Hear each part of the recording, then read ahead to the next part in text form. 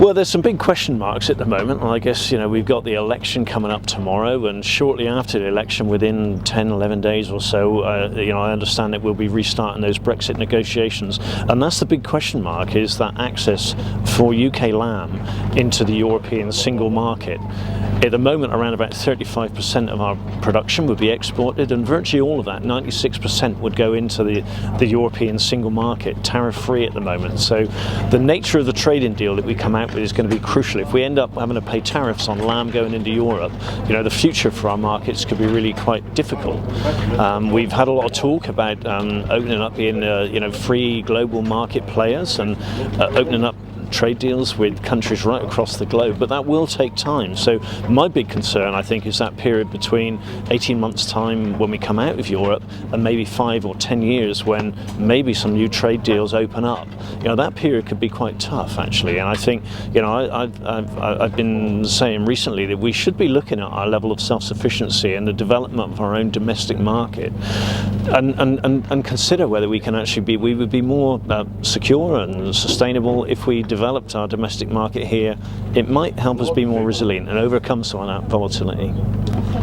The levels of tariff could be really very, very high, and if you look across all agricultural products, they would be the highest. And you hear figures from 40% to 51% level of tariff on the value of a product. So it's a massive sum of money, and it's enough to make that market not work. So it does make you think. Should we be doing more about trying to develop our sales here and develop increased consumption of lamb here in the UK?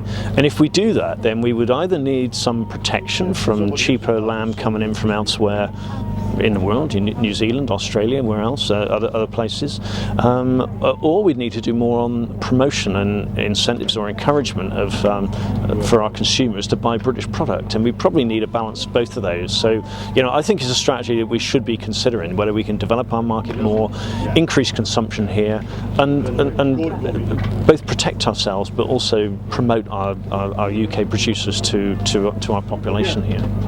Yeah, we do have concerns there, really. I mean, if we suddenly ended up with increased volumes of lamb coming onto this market at times when UK lamb production was at its peak, it could have a really negative impact on us. At the moment, New Zealand work within a quota, and again, as we come out of the EU, that quota is going to be rediscussed. No one's quite certain about whether it's a quota from New Zealand to Europe or to the UK. What proportion and what share will we need to take? So all of that's really up for discussion. And if we end up with more that coming into the UK than we have at the moment, it will create problems. There's no doubt about that. So we will need to protect ourselves against imports, recognise that there is a value in New Zealand lamb coming in at certain times of the year and giving us continuity of supply throughout the year, and recognising the value of those export markets to our production.